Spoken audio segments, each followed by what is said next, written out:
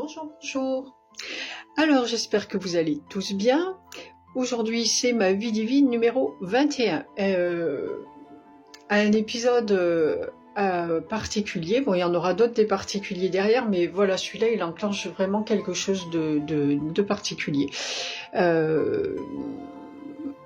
Alors, un gros changement là aussi.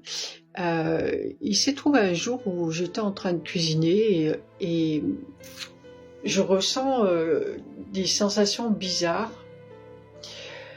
J'avais déjà ressenti ça, je crois, sur le lieu de travail où j'ai un espèce de manque à l'intérieur de moi.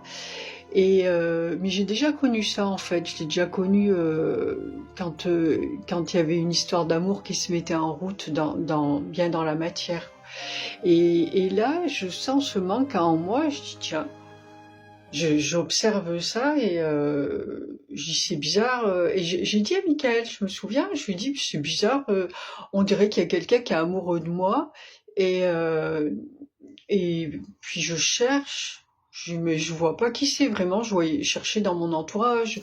Je faisais pas grand chose quand j'étais là-bas. En fait, depuis que j'étais là-bas, j'avais pas de vie sociale très développée. J'allais à mon travail, après je rentrais chez moi. J'étais là du coup avec les aides de lumière et mes balades dans la nature et tout, mais je rencontrais pas de gens. Et, euh, et du coup, je sens ça, voilà. Et je crois que je l'avais déjà ressenti un petit peu avant sur le lieu du travail. Là, et je dis ça à Michael et je lui dis bon je vois pas ce que c'est. On verra bien hein, s'il y a quelqu'un qui est dans mon entourage et qui est amoureux de moi, il saura se manifester. Et voilà, et je continue. Donc, je crois que ça me l'a fait à 2 ou 3 reprises comme ça. Et puis, alors toujours pareil dans le temps, je ne sais pas, c'est assez proche en fait, hein, tout ça. Il y a eu un soir, on était sur mon canapé, je parlais, il y avait Michael et les êtres d'Orion, et avec qui on s'entendait très très bien maintenant. Euh, Et en fait, j'étais sur l'ordinateur, je crois que je regarde je sais plus ce que je regardais. Et peut-être sur Facebook, sûrement, parce qu'en fait, mon activité, c'était surtout d'aller mettre nos messages sur Facebook, etc. D'autant que la connexion qu'on avait, elle me permettait pas de faire grand-chose d'autre. Il fallait déjà des heures à mettre un message. Et donc, je devais être là-dessus, mais en même temps, forcément, j'en vois. Et je vois le partage d'un témoignage d'une personne américaine dont je ne sais plus le nom, que j'avais déjà vu à plusieurs reprises et qui disait qu'elle était la flamme jumelle de Michael. Et donc elle parlait de ce qu'elle faisait avec lui et tout. Et en fait, moi, je suis quand même quelqu'un d'une nature jalouse et j'avais une pointe de jalousie quand même, une bonne pointe, il dit Michael, bien acérée.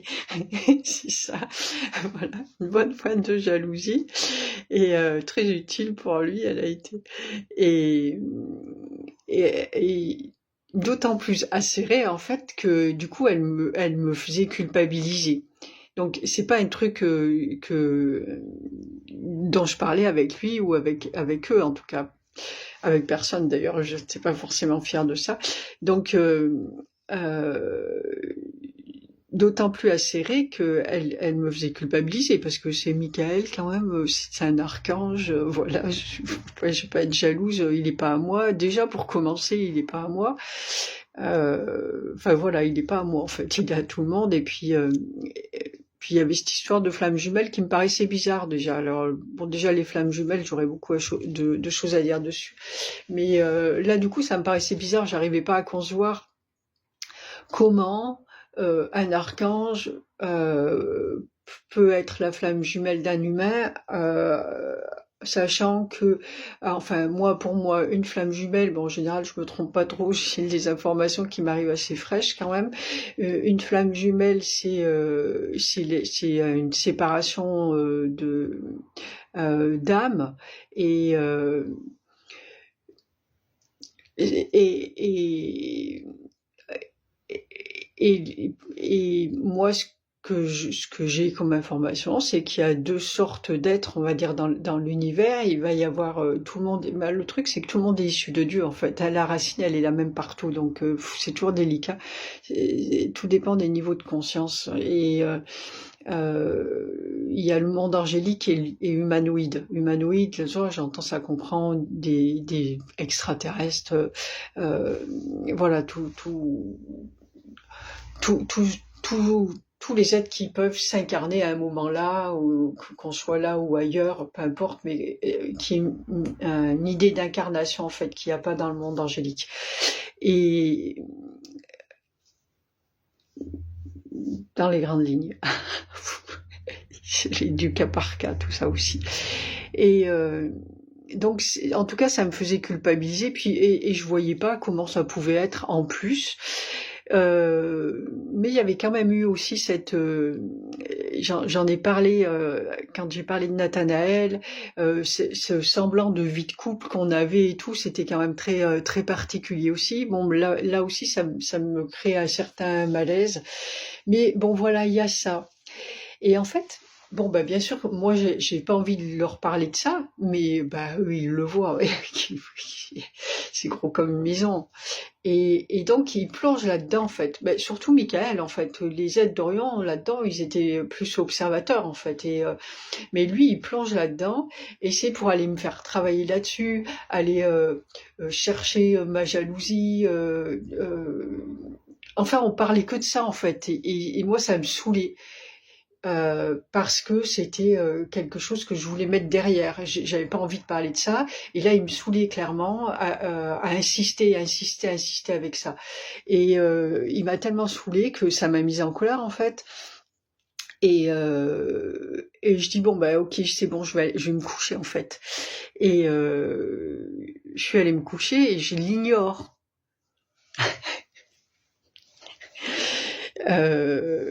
Sauf que lui, il est patient, puis en plus, il a le temps, il vit dans un espace où le temps est beaucoup moins long que dans le mien, quoi. Donc moi, je me couche et je dors, je passe ma nuit, et le lendemain matin, j'ouvre les yeux, et ben bien sûr, qui est là à côté de moi pour reprendre la conversation où on l'a laissé? L'archange Michael. Tiens, bien, je le revois là, au-dessus, j'ai ouvert un œil, et plaf, c'est enclenché. Là, il m'a saoulé, vraiment grave. et c'est reparti.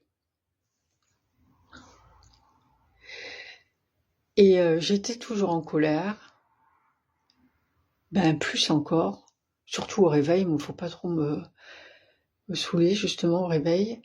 J'étais plus encore en colère et à un moment, il me dit ces mots-là, mais c'était très très net. Il me dit tu veux que je parte, Emmanuel?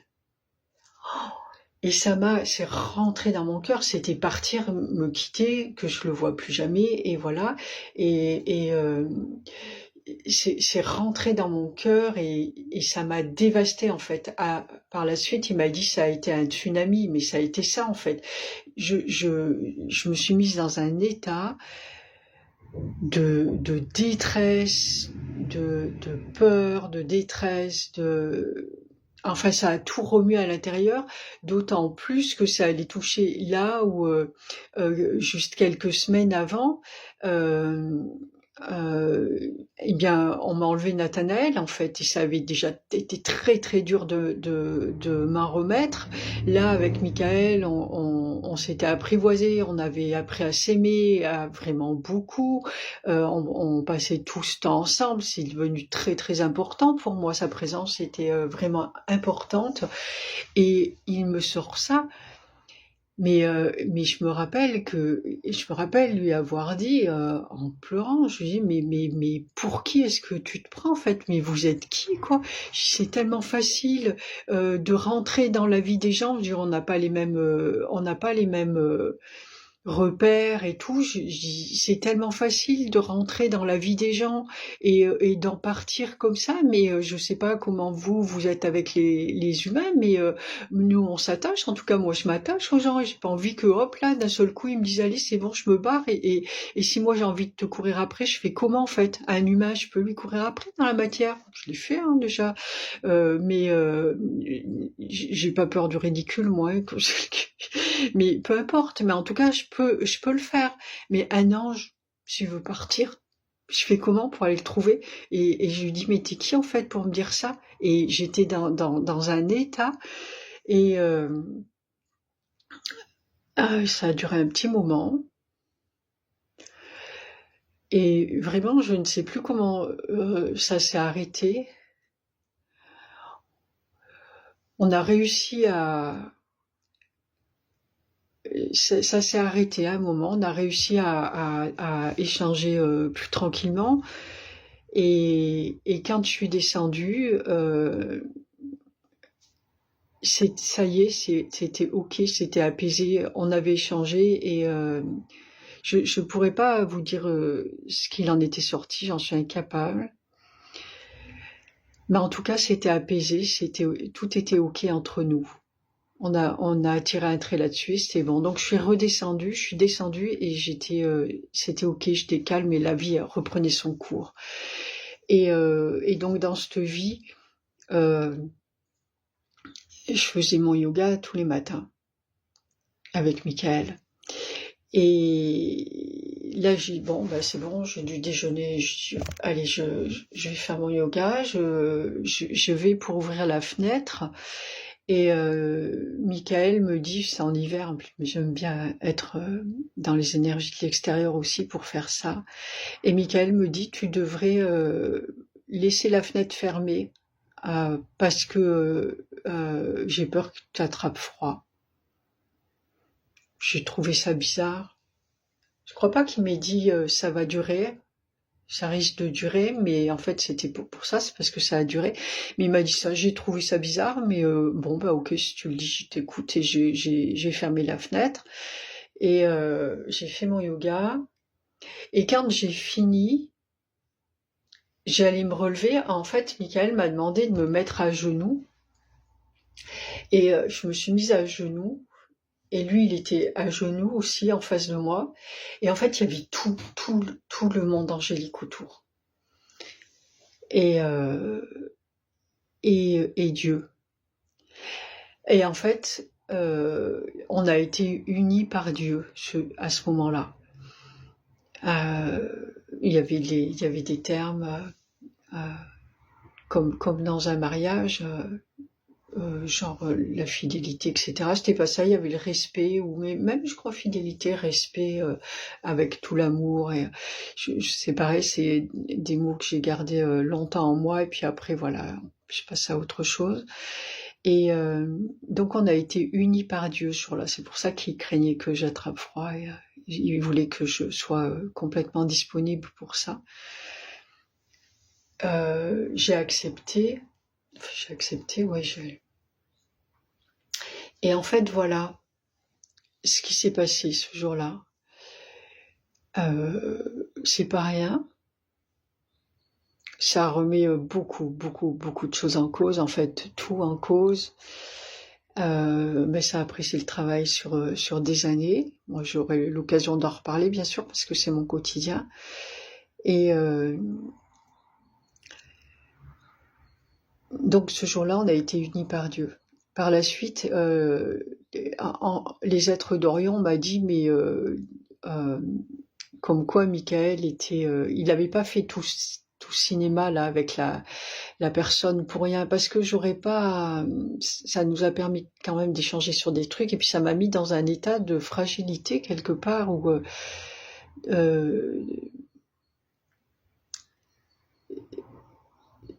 de fragilité et